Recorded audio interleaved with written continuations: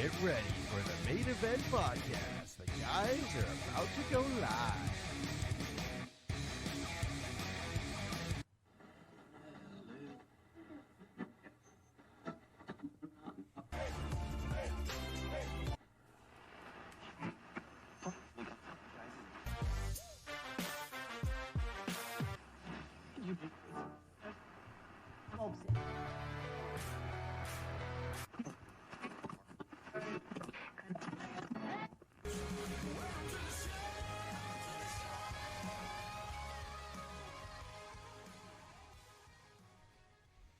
All right, Saturday morning means the main event's coming at you here, the podcast. I'm Stephen McCollum. Unfortunately, here at 8 o'clock in the morning, guys, you only get me this morning. So good news is that we'll be coming at you with Adam here later on today. So tune back in around 4 p.m. Phoenix time, 6 p.m. Central time, 7 p.m. Eastern time. If you're available, Adam will be on with us then. He had a scheduling conflict, which I'm sure he'll talk about a little bit later on there. But so much sports is going on right now that I needed to get on and let's have a discussion.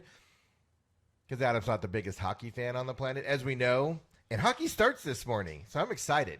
I've got my iPad over here all up and ready waiting for the Rangers game to start here.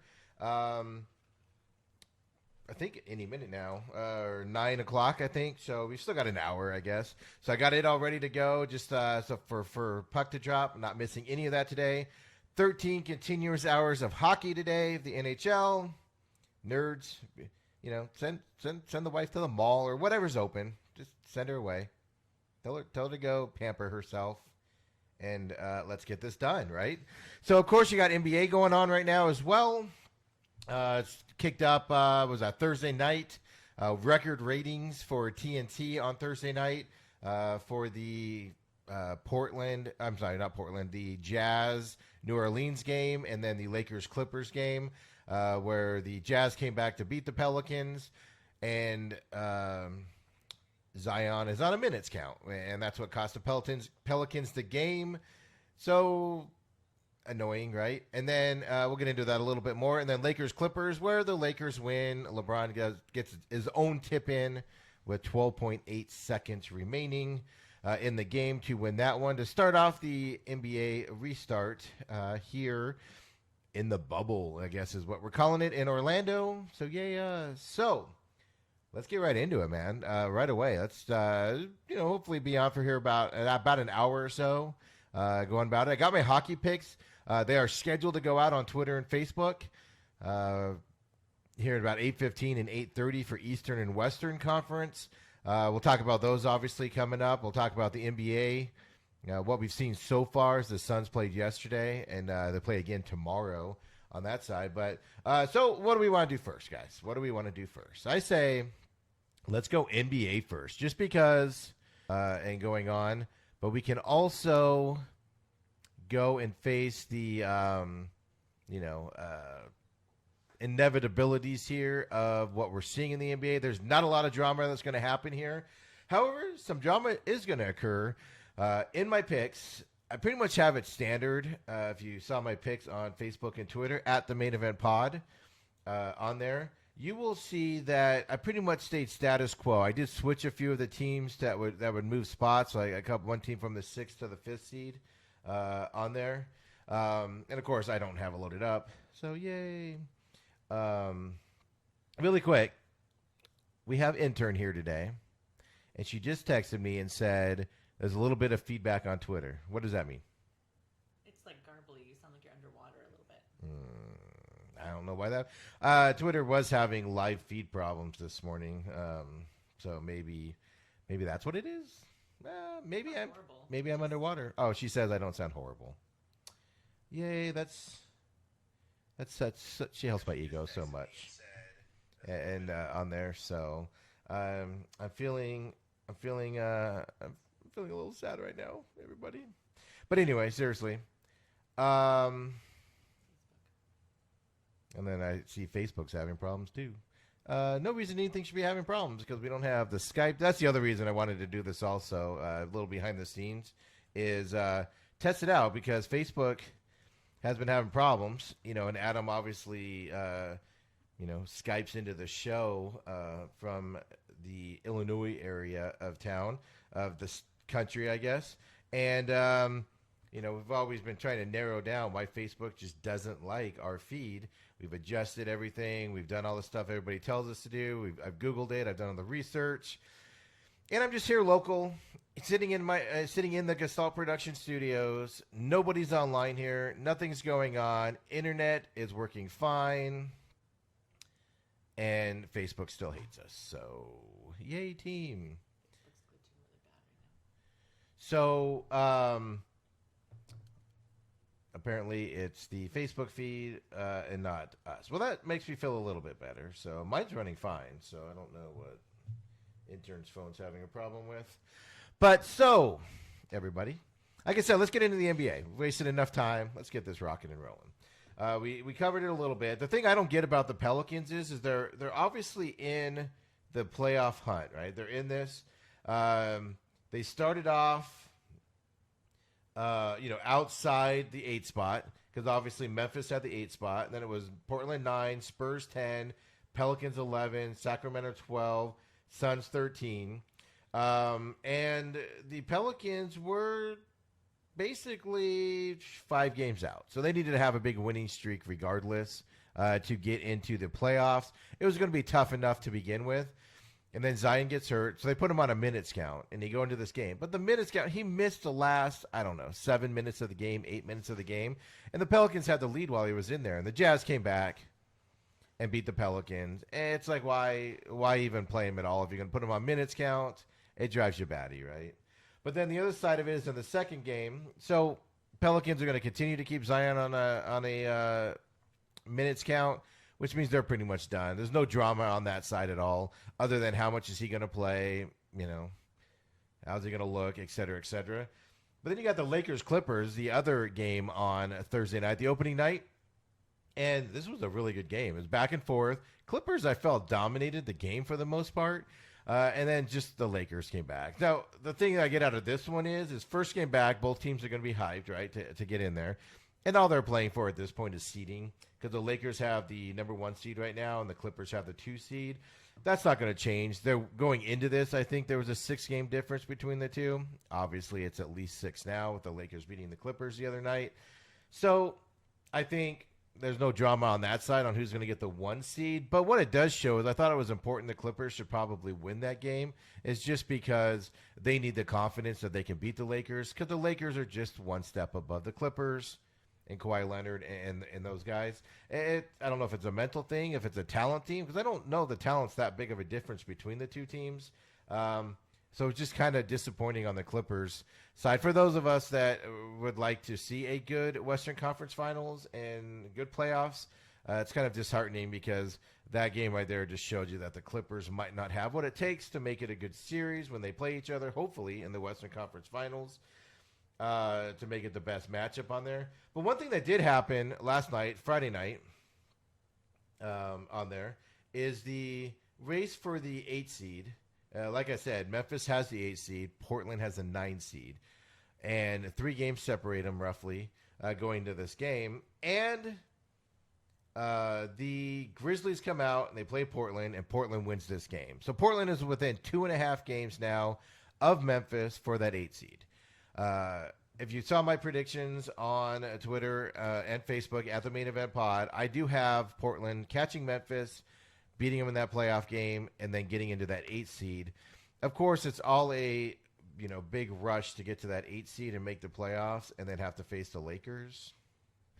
But I think Portland, especially since they were in the conference finals last year, I think Portland has a better chance to make a series of it. Against the Lakers, and absolutely Memphis does. But I also think Portland, now that they've had the break, they're going to be healthy again.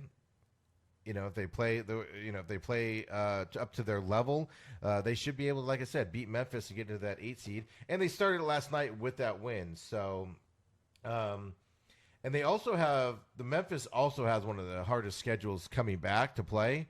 To hang on to that 8 seed. So that's what I also think is against Memphis on this, besides just I think Portland's the better team overall. So with Memphis losing to their biggest threat to take over that spot, Not that the Spurs can't do it. They just need a lot more help than Portland does. Portland just needs to win and put pressure on Memphis. And then obviously what they did last night, beat Memphis head-to-head to get that thing, to get to that point.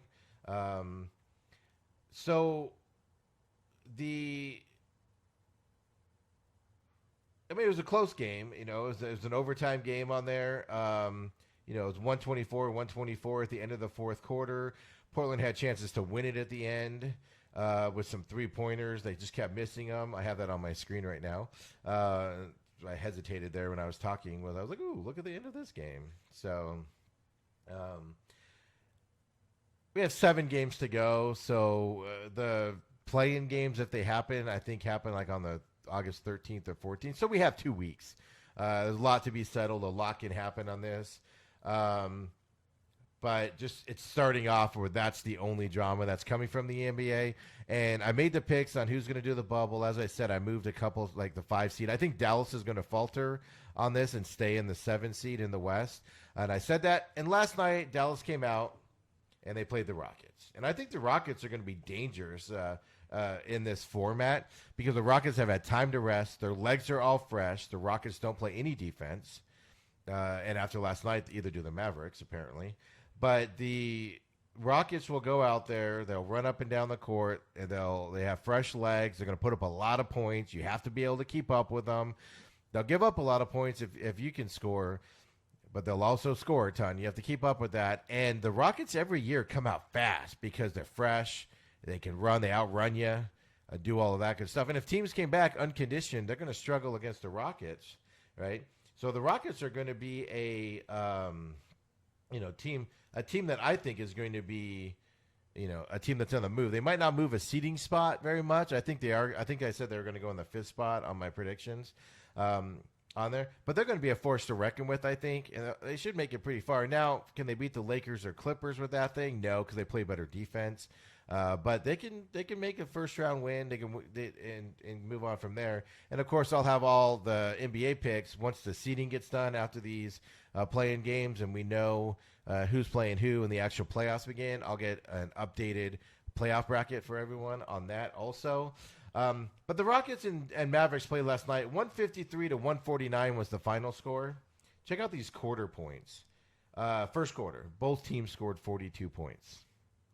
Second quarter, Dallas scored 43 points. Houston only scored 33 on that one, right?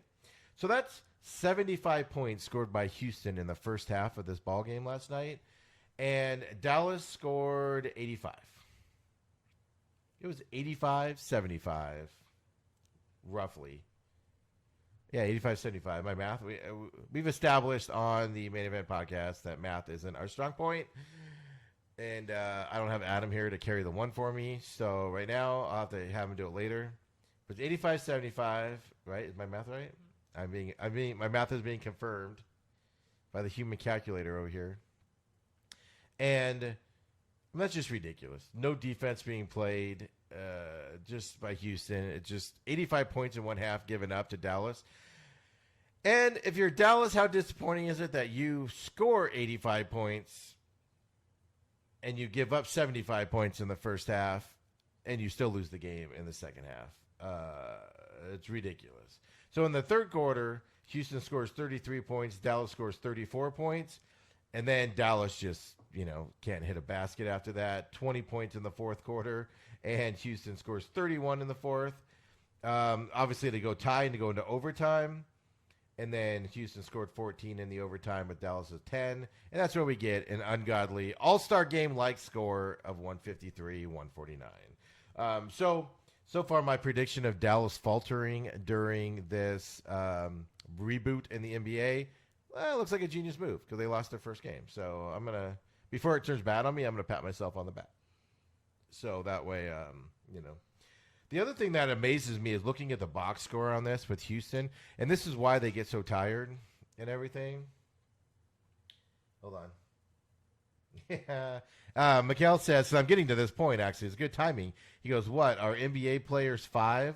There are only 8 games. Put your stars in and let them play. I'm assuming you're referring to the Zion minutes count. You're absolutely right on that, especially how young he is. It's 8 games. get in there and play. And like I said, it did cost the Pelicans that game. They had the Legionnaires in there, and they didn't put them in for the last 6-7 minutes, and the Jazz came back and won. And it just shows you the Pelicans are just here to get a workout in, I think. But the other thing about what you're saying there, Mikkel, is the NBA guys. So Houston Rockets, one reason they get tired quickly and they falter as the season goes on and they don't have their legs at the end of the season is D'Antoni doesn't play his entire bench. D'Antoni played 1, 2, 3, 4, 5, 6, 7, 8 players yesterday. Tyson Chandler didn't see the court. Chris Clemens didn't see the court. Michael Frazier didn't see the court. I'm not even going to say this guy. Oh, my God. Luke Mbah-a-Moute and Damari Carroll. Sure, nobody knows, right? But they don't even see the court, right? Do not play, coach's decision on there. But then the Dallas Mavericks played everybody on their bench. Every single person got out there and played. So here are the minutes, right? So 42 minutes, 39 minutes, 42 minutes, 43 minutes, 43 minutes for Russell Westbrook, who's not the youngest guy on the planet. 19 minutes for Jeff Green. Ben McCollum, 13 minutes. Austin Rivers, 19 minutes. But the point is their starting 5 all had 42, 43 minutes, except for P.J. Tucker, only had 39. You know, for these 8 games, Houston's going to be good, but can they keep that with these fresh legs to be able to score all these points moving on? That's the question mark with the Rockets. But I do think they're going to be the one team that might have a chance to shock the world just because of the fresh leg situation. So anyway, I've beaten that dead horse now. So the only excitement that's coming out of this 8-game playoff deal is going to be, can the Portland Trail Blazers catch Memphis, get in that play-in game, quote unquote, against Memphis, win that game and make the 8 seed and go on. Everything else, everything above them is just seeding. They're all safely in. They just need to move around on there. I think there will be a little bit of movement, like I said, in both conferences. The 5, 6, 7 seed will move around a little bit on there, but everything else is just anticlimactic. It's ridiculous how anticlimactic it is. So good thing hockey's starting today because there's a lot more excitement in the hockey side. Obviously a lot more, whatever, day-to-day. One game can kick you out, right? Can make you lose the series and get you out. So, whereas this is kind of like just waste of time to get them back into shape till the playoffs start. But the Suns did play Washington yesterday. The worst team in these playoffs on the East is the Washington Wizards. No chance to catch the 8 seed. I'm making up this number, but they're like 30 games behind the 8 seed or something ridiculous like that. It's 6, by the way. But they have no chance to catch, obviously, the 8 seed to make the playoffs on there. But the Suns played them. It was exciting. The Suns came out 125-112 winners yesterday. The Suns have to, win 6 to 8 of these games to even have a shot to make the play-in game. Nobody thinks that's going to happen. I don't even think that's going to happen. Even if like half the teams got the coronavirus and couldn't play and they had to forfeit their game, I still don't think the Suns can make it at that point. Like, that's how uphill of a battle it is for them. But they looked good yesterday. And I said on Wednesday night's show on 1580 The Fanatic, I said with Eric, my last show with Eric, by the way, that I said, I want to see progress from the Suns. I want to see the team playing as a team. I want to see these positive things coming out of it. So you have hope going into next year with this team. Now, they were without Kelly Oubre Jr. yesterday, which I don't think was a shocker. He was supposed to sit out this whole playoffs, and he's there practicing. So he's going to get in a game or two, I'm going to imagine, if he's there and practicing on there. But, I mean, you have Mikal Bridges, who leading up to this restart has been the man on the team. Everybody's been talking about how good he's looked, how he's dominating out there. Of course, he played 33 minutes yesterday. But the story of this game is Devin Booker will always put up points, right? He's best player on the team. He controls the ball on there. He did have 35 minutes yesterday, which is fine. Played his normal game, out there. But the thing that was kind of a shocker was DeAndre Ayton. Although he's still green, the thing that drives me nuts is he'll get the ball in the paint, and he won't back the guy down, and he won't shoot the ball. He'll look to pass before he shoots. And for a big man, get in there, man. Dunk it. Get in there, do a layup. If it gets blocked, it gets blocked. But be aggressive down there. And he's still got those tendencies to not do that and just pass the ball around. But we do see improvement. He had a 3 the other day in a practice game out there. But, I mean, DeAndre Ayton played 34 minutes out there, had a 78% field goal percentage yesterday for that deal. He had 24 points. So he was the second highest point total in the game, right behind Devin Booker, who had 27 points. So the two stars of the Sun, don't even get me started on this math, 50-something points between the two of them. What's 27 plus 24? Anybody? Just over 50. Yeah, oh, yeah, I get 50. Okay. The school teacher says just over 50, which is what I said. So they had a solid game on there. Nobody, Ricky Rubio had 15 points, 29 minutes. Obviously he's more of the distributor than anybody else on the team. So I was excited for the start for the Suns. I'm not expecting them, obviously, to get to the 8th seed in the playoffs. However, I want to see improvement. I want to see them playing well. I want to see them working together.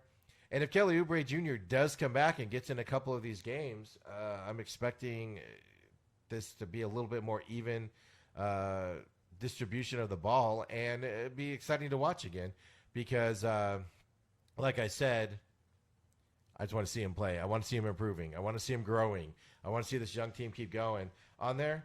And they gave it to me in game 1. Now, they play again, I believe they do play tomorrow. Let me look up the time here really quick because I don't have it in front of me because I was looking up all those stats and everything. That's why. It is now August, everybody, in case you didn't know it. Like, everything's set for July still for some reason, and it's August, just in case you didn't know. So the Suns play the Mavericks tomorrow. Oh, yeah, this is the night game, 6 p.m. Eastern Phoenix time against the Dallas Mavericks. The thing to watch on this game, of course, is the number 1 draft pick, Ayton, versus the number 2 draft pick, Luka, who went to, so far in the rookie status, say rookie 10 times fast. All the spotlight's been on Luka, obviously. He was a professional athlete in Europe. He should be a better player than Ayton is because Ayton's still got to grow up a little bit. Going to U of A just for 1 year, starting to play basketball in high school, whereas Luka's been playing basketball his whole life, was a professional in Europe for a few years before he came over here, so he should be better. So it's a nice little matchup to see tomorrow. On this one, I'm going to go ahead and predict Dallas is probably going to win this game because they showed against the Rockets that they lost the other night that they can put up a lot of points. And can the Suns keep up with them is the question. But that's a nice Sunday night. It's going to be on Fox Sports Arizona, it looks like. But the game before that is even more exciting. The Bucks and the Rockets here at 5:30 our time, Phoenix time, on ABC. I'll be watching hockey. I've already established that. It doesn't mean I won't flip back and forth. But the Pelicans are playing the Clippers, so if you're a big Zion fan, catch that game early because the Pelicans, as we said earlier, hit his minutes count way too early. And that's the thing that drives me nuts. And the more I think about it, the more annoyed I'm getting with this Zion minutes thing. If that's fine, put him on a minutes count. But sit him down in the middle of the game. Like, have him there at the end of the game. Don't hit the minutes early in the fourth quarter, so he has to sit down for the rest of the game. Have him sit down a little bit more during the game, so that way he's there at the end of the game, and you can see what he can do at the end of the game. Because I would argue that the first half doesn't matter in NBA basketball. You want to see what he can do in this third and fourth quarter when the game's on the line and there's a little bit more pressure on you. So let's see what the young kid can do there. Don't have him hit his minutes halfway through the third quarter. So he's going to sit the rest of the game on there. But today you got the Heat Nuggets. I'm just going to give you Eastern time because I don't want to subtract 3 hours. I'm not going to lie to you. Jazz Thunder after that. That'll be a fun little game if you're into that. Pelicans Clippers, as I said. 76ers Pacers, which I don't even care about the East at this point. The East is just so bad, and unless you're the Bucks, I just don't see anything else happening right now. A little foreshadowing to my picks coming up. And then tomorrow morning, like I said, Suns play in the last game, but you have Wizards Nets in the first game. Blazers Celtics second game. Spurs Grizzlies third game. The only reason, like I said, to probably watch this is the Spurs are the team behind Portland in the West, and Memphis obviously is in that 8 seed. Memphis still needs to win these games, and the Spurs, of course, are fighting to catch also not just Portland, but also get within that game span there with the Grizzlies to make a play-in game. So that's actually might cause some drama here in the West if the Spurs can win that game. That's at 1 p.m. Phoenix time tomorrow. They got the Kings Magic. And like I said, Bucks Rockets, and then Mavericks Suns on that side. So just looking forward. If the Suns keep playing the way they played before, be good to go. We do have NBC Sports Network is up and running with you got the Rangers out there warming up, and the I do not like those Islanders jerseys at all. But I'm sorry, Carolina jerseys at all. And all out there. I don't even know what that is. What is that? Anyway, I digress. So anyway, that's all I got on the NBA right now. Let's just see how it keeps going. The one thing I do like is on the NBA.com. I was going to say this. If you go to the standings, it is great. They have all the 8, and then they have the play-in games, and then they have the seeding games 1 through 8. And so when you win, it's a green circle in there, and you lose, it's a red circle. And you can just quickly glance at it, and you can see who's won or lost, on these matchups.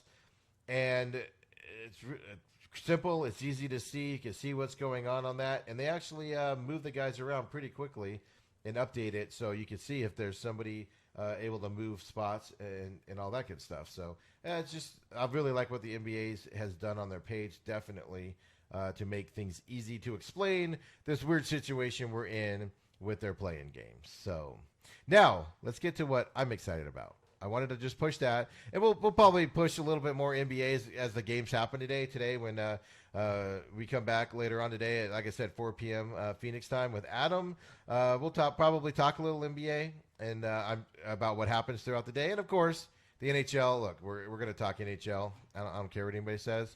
We're going to talk about what happens throughout the day here, and of course you can follow my personal page at SMAC500 on Twitter.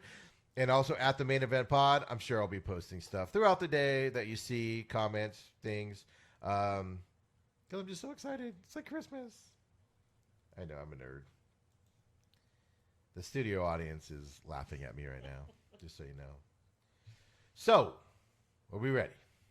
Are we ready for this? It is 8:36. My picks have officially posted on Facebook and Twitter at the Main Event Pod.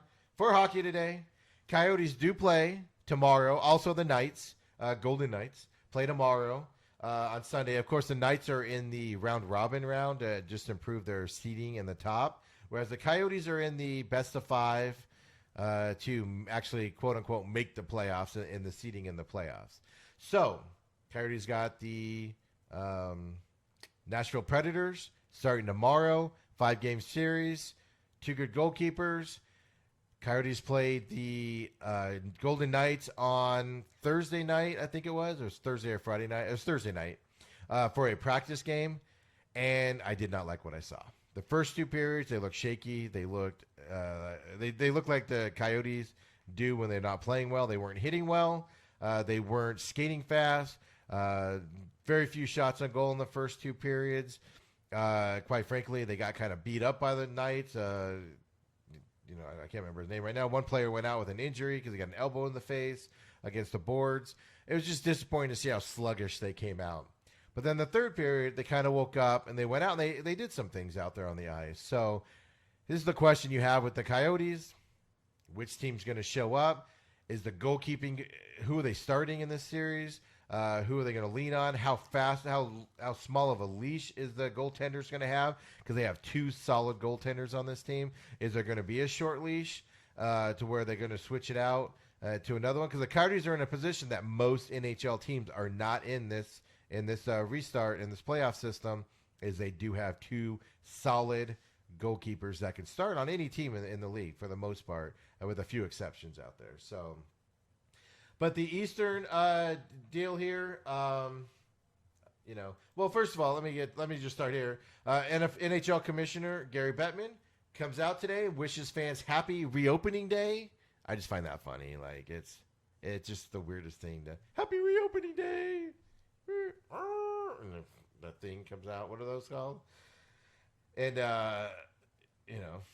he's got a pointy hat on. He's all happy reopening day. It's what are those called?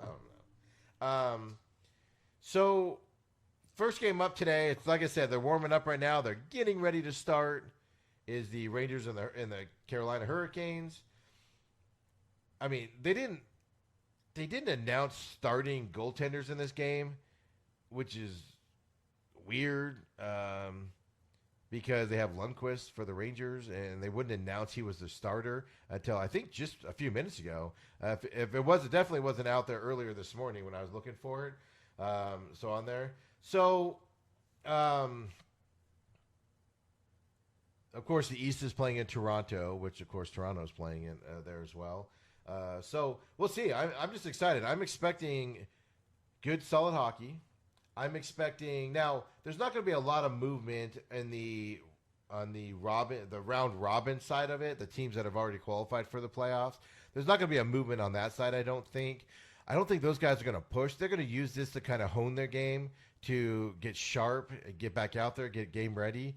So I don't think there's going to be a lot of movement on that side. Now, teams like the Lightning, Tampa Bay, that have struggled in playoffs in years past, it's more important, I think, for them to come out in this round-robin deal and just get out there and play well and get their momentum going, because they need to have strong momentum. Because especially after last year, the way they lost in the first round, they need to come out and have some confidence going into this. Because if they come out sluggish, little people are going to be talking about how last year they lost in the first round as the number 1 seed, and that would be the worst thing for the Lightning coming into the side. So just so everybody knows, on the Eastern side, it's already posted on Facebook and Twitter. On the round robin order of finish, I pretty much have it the way it is now for the most part. I have the Lightning as the 1 seed. They're the best team in hockey, hands down. They were last year also, and they faltered badly and looked like they'd never played hockey before in the playoffs, first round of the playoffs, and lost. But they are the best team. They have the best goaltenders. Their team all around is solid. They play as a team. And this Lightning team is just fantastic to watch. I think they're the 1 seed. I got the Bruins in the 2nd seed. The problem I have with the Bruins is they're shaky. They're up and down. They've been consistent this year for the most part. But at the same time, I still have these lingering doubts that they're going to be able to keep this up and keep playing as they go forward. The good thing is that when the Bruins have a good year, they're usually good in the playoffs and compete very well in the playoffs and make it far. So that trend hopefully will continue. I'm a little worried about this break with the Bruins for some reason. It's just things I'm reading out of Boston just kind of makes me a little bit, let's see what happens. So I'm definitely excited to watch a few of their games just to see how they come out and get this together here. The 3rd spot, I have the Flyers, the hard-hitting team, can put up points, can play defense. The Capitals are always underdogs. Even when they won it, what was that, 2 years ago against the Golden Knights, they were always just the underdogs. Nobody thought they could do it. Part of that is just I think it's just the casual nature of this team. Ovechkin's kind of a goof. First of all, I hate looking at pictures of him just because of all the gray hair he has now. Because I always think of him as a 19-year-old Ovechkin when he first came into the league. Because seeing him with all this gray hair and how long he's been in the league makes me feel old. Because I was young like him too when he came into the league. And we're not so young anymore. So stop. If you're going to take pictures of Ovechkin, like at NHL.com or what other sites are covering it, just do me a favor. Photoshop his hair. A nice baby brown, maybe a nice, maybe a little red, live some red streaks in there, something like that. Just make him look a little younger for me. Just do all of us that were around his age when he came into the league, and just do us all a favor. That's just a small favor. That's all I'm asking. Just do a man a solid, would you? So anyway, I digress on there. So on the Eastern Conference, so that's kind of how the round robin finishers. So obviously the first 4 seeds in the playoffs. Then we got the play-in games, which are obviously the ones that most people are going to be paying attention to during this restart here because it's the best of 5 series. Losers go home. Losers also get a 12% chance to win the number 1 draft pick. So even if you're a loser, you can possibly be a winner. I think the NHL should get T-shirts made. So the team that loses, all the teams that lose on this, can wear the shirts when they lose. Like, you know how they shake hands after the round.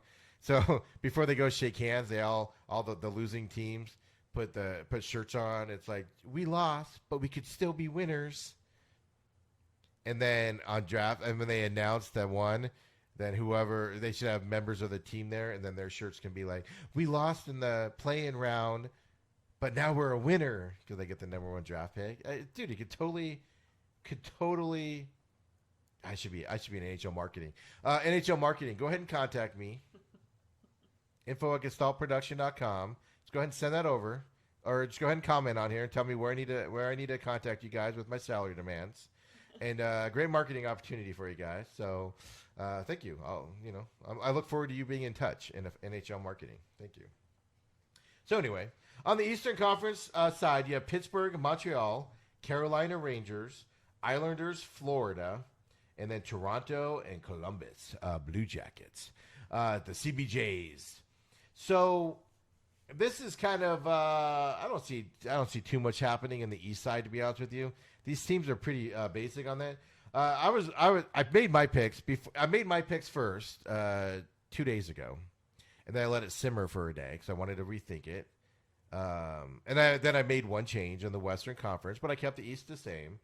And then I went through early this morning at like 5:30. I was up, getting ready and getting everything ready, getting my stuff ready to be posted today.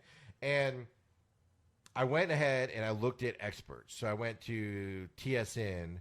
I went to, I think it was CBS. I even went to NHL.com and looked at their expert picks on there.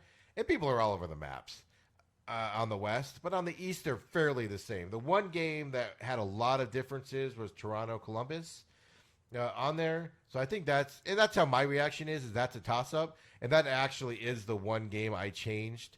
When I originally made the picks, I thought Columbus was going to do it. And before I kind of closed it down, I changed it to Toronto.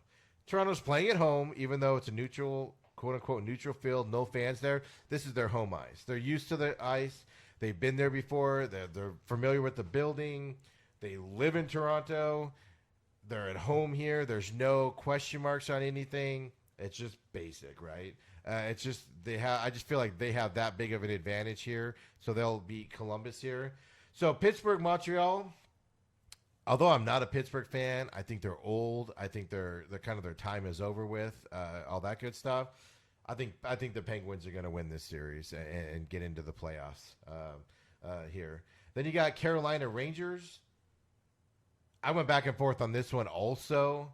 It's just I just got to go with the Rangers on this. I just feel like they're a more physical team. I just feel, they're the Rangers. I don't know what to say. Carolina, and then now that I see Carolina warming up with these uniforms, I'm done. Carolina. I'm glad I picked the Rangers.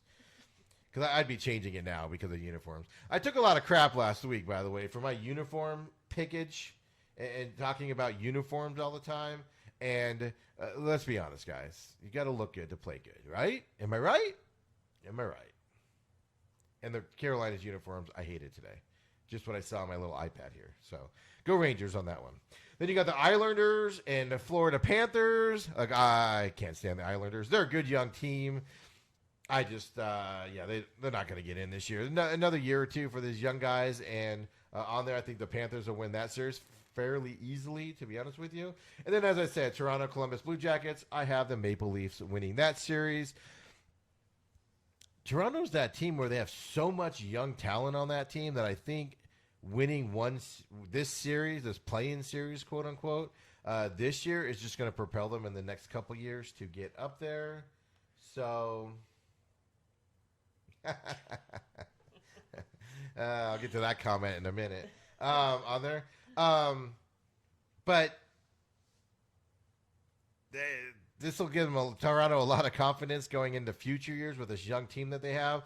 And I got to be honest with you guys, when there's two Canadian teams that I love to root for, and I would love to see it because it would mean so much to the Canadian people, and that's Toronto, and the other one is Edmonton. So those are I don't root for them out front, but I do love the Maple Leafs. I love their logo. I love their colors, all that stuff. But just for a neutral guy looking at the team. So get a comment on Facebook, Mikkel. Thank you for liking what we do and what I do and everything. And yes, there is a thing called sleep. And the thing, so I'm gonna let you in behind the scenes, okay? But keep it between us. Don't tell anybody else on there. So, this time of year I just get up early because the sun comes up and like blares in my windows and everything. But I just get up early and whatnot. But the thing that people that know me know, but people that don't know me don't know, is there's a running joke between me and people that know me that like, what nap number are you on? Because I will take a nap or 2 or 6 during the day. And so then therefore it gives me, so if I disappear for like 2 hours and everybody's like, oh, Steve hasn't posted anything in a while or something like that, it's because that's usually my nap. I'm usually like napping at that point. So just leave you a little secret. So a bunch of cat naps throughout the day and whatnot. But yeah, no, it's a little behind the scenes. I'm not up all the time and that stuff. So plus, yeah, after the surgery and all of that stuff, my sleeping habits have all got out of whack and they're slowly coming back. So anyway, behind the scenes for you guys. I do sleep. Maybe. Inker could talk about that. Like she'll be like talking or something and I'll be like, I'm gonna go take a nap, and I'll just like walk off, and like just go lay down, and before like she can even respond, I might pass out. I'm asleep. So you can say it. No, yeah, no. It's true. See, she says it's true. If you didn't hear that, I have her mic live, but she doesn't want to talk. She's afraid to talk. So it's true. Wow, that was enthusiastic, wasn't it all? Wasn't it all? So let's get on the Western Conference side here. So round robin side, of course, here. I don't have too many changes on this side. Colorado is dangerous in this playoffs. They're definitely the number 1 seed in the West. Like I said, I'll have my definite picks as the seeding gets done because they're reseeding everybody in this tournament. Every round they're going to reseed, which I think every league should do. But I think the Avalanche are a team to be dangerous in this playoffs here in the West. Number 2, I got the Blues. They're right on pace to where they were last year. They're the team they were last year when they went all the way to the finals and won it. The Blues are also going to be in this for the long haul. Then you got your new staple, the Golden Knights, Vegas. Since they come into the league, they've never not made the Western Conference Final, right? I think they made that last year before they lost. But first year Stanley Cups, they made it far in the playoffs last year. You expect the same thing from them this year. It's just their team is solid. They have a lot of roster turnover, though. Where the Knights, I like what the Knights do, is if guys aren't working out, they're not afraid to get rid of them and bring other guys in. They made a lot of trades this year. They brought a lot of guys up younger from the underneath to come up and play with these veterans that are on that team. And I just like the way they work their roster. So they're a dangerous team in the West. And then I got Dallas Stars in the 4th seed. Look, you had to have somebody in that 4 seed. I don't think Dallas is as good as the top 3 teams out there, but you never know. It's the NHL playoffs, right? So I think they're definitely the weaker of the top 4, but they're still going to be in there as that 4 seed against who they play on that. So then you got the play-in games. You got Edmonton and Chicago. You got Nashville and Arizona. You got Vancouver and Minnesota, and Calgary and Winnipeg. For some reason, and it's not because I'm a Western guy. And by the way, Chicago and Edmonton plays today at noon on regular NBC at noon today Phoenix time. So 2 p.m. Central, of course, 3 p.m. Eastern on there. So you Blackhawk fans, I know you don't pay attention unless your team's going far in the playoffs, but it's NBC. Turn on NBC. You don't even have to go to like NBC Sports Network. Just regular NBC. Turn it on. Watch some hockey today. On there. By the way, you're going to lose, but other than that. So, Edmonton, Chicago. I think this is only going to go 3 or 4. It's a best of 5, so 3 games and you win. Edmonton is just young. They're going to be hungry on this. I think this long break and then these schedules are going to favor some of these younger teams. I think Edmonton's going to be hungry to get out there. I think Chicago is an older team. Is going to be a little bit more sluggish coming out. They're just not going to be there. Now, the only thing that worries me about saying that in hockey is that the Riley veterans, I guess you could say, they know the gimmicks. They know the ways to shorten up their game. They know how to bring in the defense a little bit more. So that could switch it on Chicago's favoritism on that side. But Chicago still has Patrick Kane. That offense can still be potent. I just think the young Edmonton, this short series and just coming back, Edmonton's legs, a younger kid's legs, even after a long break, are going to be fresher. They're going to be more nimble, I guess you could say. That's why I think Edmonton's going to win this series.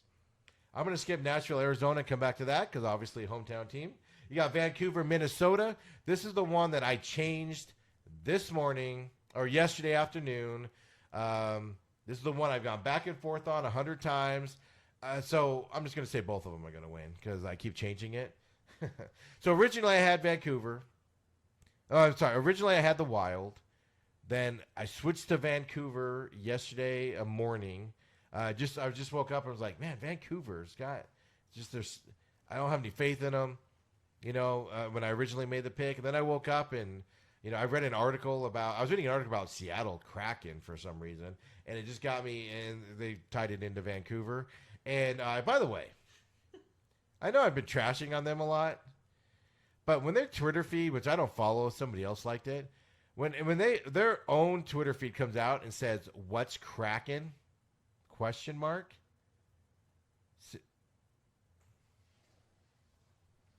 What? Did you just ask me what's Kraken?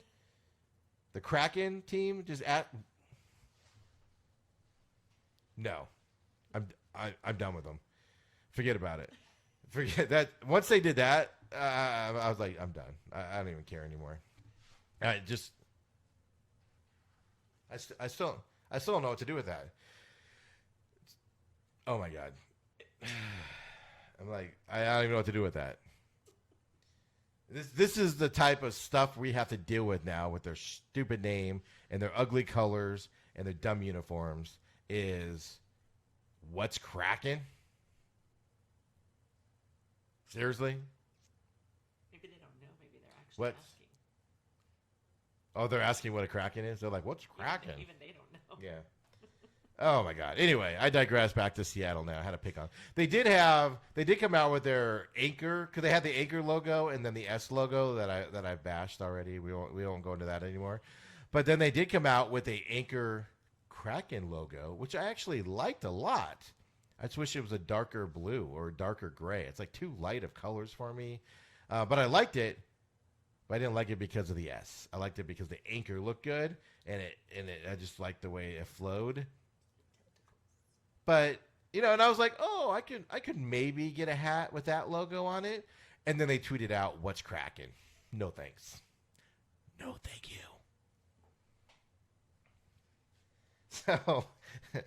So anyway, so I read an article about Seattle, and players that would be available to them, which we'll get into after these playoffs are done, closer to that draft. But and I just got this feeling like I can't trust Vancouver. I think down in my heart, I can't trust Vancouver. I don't think they're a good team. I don't think anything about them. They just kind of exist up there. And I follow a lot of Minnesota beat writers and stuff and radio personalities up there. I did it for the Vikings, but they do also follow the Wild a lot. And the Wild stories, it's funny because you'll read one and it's how good this Wilds team is and they're expecting them to go on the run. Then you'll read the next article from the same person and they'll be like, oh, I don't think the Wild are going to do much here this year or whatnot. And it's the weirdest thing ever. But I just think the Wild have talent and they'll at least get through this Vancouver side. So I know there's a long way to say, but the Wild are winning this series. And please stop saying what's cracking. I don't care if it's your logo. Just no. No. No. Okay. I'll get over this at some point. Maybe.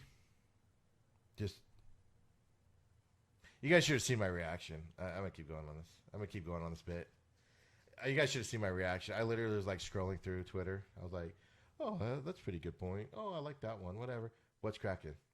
And I literally went, closed it down, and like just walked away. I was like, "No." I didn't even look to see where it was from because I just intuitively knew what I'd be dealing with, and I couldn't deal with it. What's cracking from a Twitter page? One thing I do like that Seattle did was there's a Kraken rum that's out there, and they had to clear the trademark with these people, these other companies that have Kraken as their name and everything, because they have trademarks. So in the agreement, for the trademark agreement to use, so the hockey team could use the Kraken name and say things like "What's Kraken"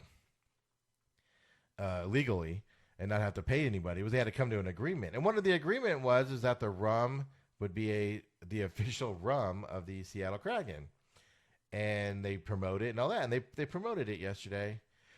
Whichever person I follow is following the Seattle Kraken, please stop. I gotta find that out because they're liking their page. That's how I'm seeing it. I'm not following them. I'm seeing it. And what's Kraken? They should lose all their followers. All of them immediately. Like when that happened, everybody should have just been like unfollow. They're like, why do we have no followers? Is it our name? Is it our logo? No, you tweeted out what's Kraken. So then you got Calgary and Winnipeg.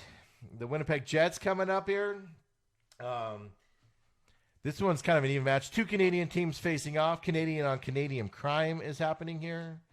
They're both being very nice to each other. They're going to skate around the ice and be like, oh, you betcha. Oh, I'm sorry. Ooh, I betcha. Ooh.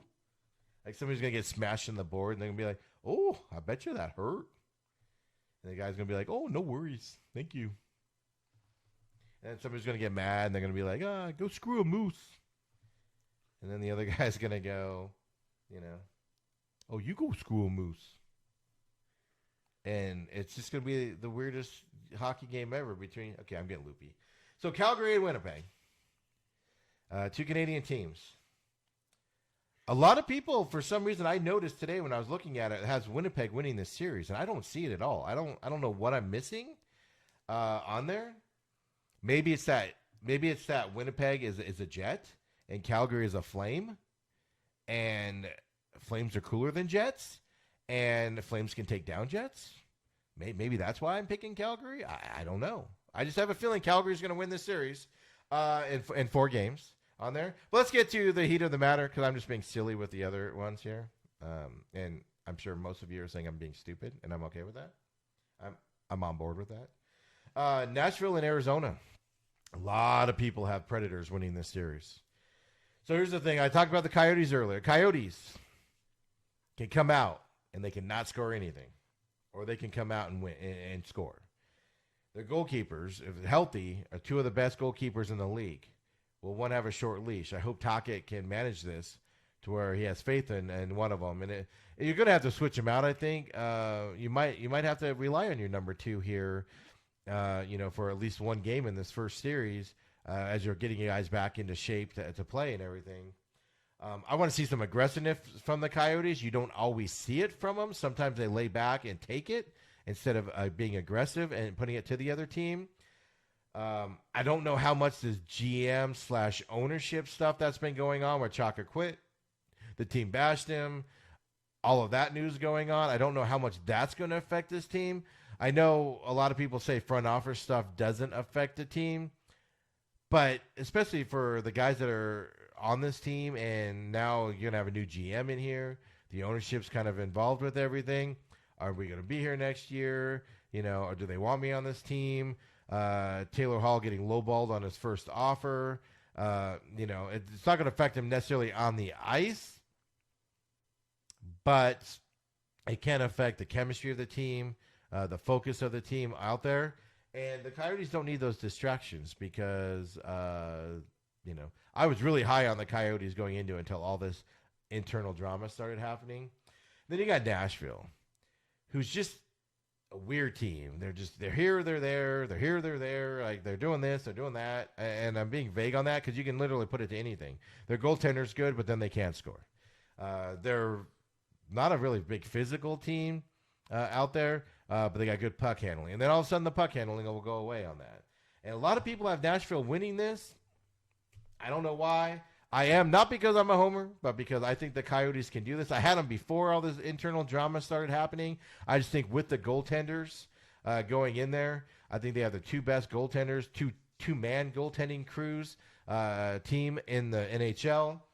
I think the Coyotes are going to beat the Nashville Predators in 4 games, possibly 5. I will say this: if this game goes to a 5-game series, and in there, I think the odds switch to Nashville's side. If the Coyotes can sneak especially an early win, whether the first game or the second game, obviously you need to split the first 2 games. But if they can win that first game, that gives the Coyotes a lot more momentum out there, I think. But if it goes to Game 5, I think it does switch to Nashville a little bit just because they're a more polished team. They've been around the league a little bit more. They've been in these playoff situations, and I think it might switch to them this year on that side. So, I'd like to see Kessel, Hall do their domination out there. This is where they need to step up and be the veterans they are, the playoff veterans that they are out there, and show this Coyotes team what it takes to play in the playoffs. Because this is, even though this isn't quote unquote the playoffs, it's the playoffs. You lose 3 games and you're going home, and you got a chance, 12.5 chance to win that first thing there. But I have the Coyotes winning this series. I'd howl for you, but yeah, that's not good for any of us. So let's go to just the hockey picks. The game's getting ready to start here. They're done warming up. My iPad's kind of doing something weird on that side, so I don't know what's going on right there. So I just wanted to get on this morning because, like I said, get a little bit in-depth on the NBA, which we normally don't do on this show. I want to get a little bit in-depth on the NBA and what's going on, a little bit in-depth on the NHL. There's just so much sports going on that Adam and I would have to do a 4-hour show to get to everything we wanted to. And so I wanted to go a little bit more in depth, especially on the NHL and with these picks and what's coming up. Of course, we'll delve into it just a tad this afternoon with what's happened throughout the day. So come on back at 4 o'clock. If you can't come on live on Facebook or Twitter live, of course, you can watch the replay on Facebook or replay on Twitter at the Main Event Pod, as well as there was a posting issue that has been solved now, so we'll get the remaining shows that aren't posted on Podbean, which will then go to Apple and Google. They changed some stuff on it, shooting it out to these other outlets, so we had to wait for some deals to get done on their end.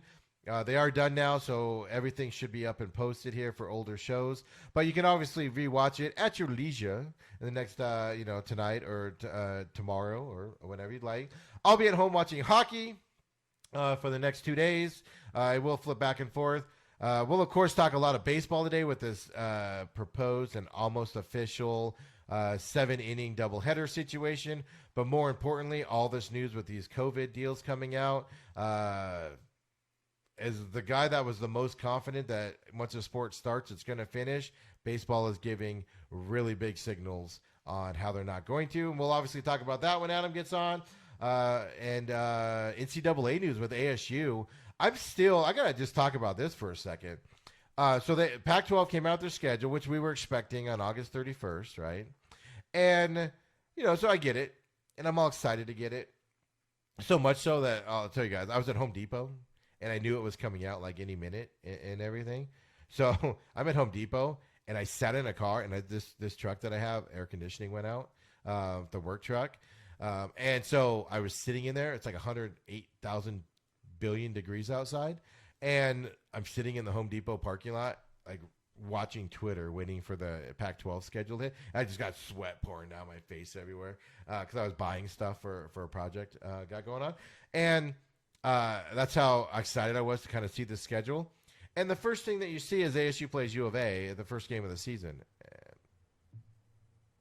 And I closed it, and I was like, I don't know how I feel about this. So I literally thought about it for like driving around yesterday and dealing with everything. I thought about it like off and on all day. And then I read what some other people were saying about it. And I got to be honest with you guys, I still don't know how to react to this Pac-12 thing that they've done. Not just that the rivalry games are first, like that's part of it, but just, when the ACC came out with their schedule earlier in the week, I talked about it. It was either Tuesday or Wednesday on 1580. I talked about that with Eric about Notre Dame being in the ACC and their schedule. And I didn't have like an adverse reaction. I was like, oh, it makes sense or whatever. But just this Pac-12, the way they've scheduled it with 5 home, 5 away, the way they've structured it to kind of keep travel down, I can't put my hands around it. So I'm going to think about that throughout the rest of the day and hopefully have some coherent thoughts later on today. Or maybe just my normal non-coherent thoughts, like the one I just had right there.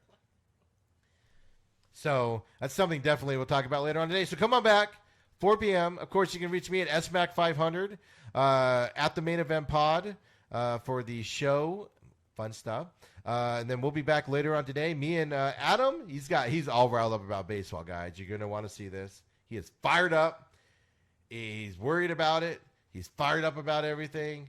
And it's amazing to talk to him or even follow him on Twitter at AdamMichaels05 because it's amazing to watch. So come on back at 4 p.m. Until then, enjoy your day. I'll be watching hockey, and we'll see you all here in just a bit.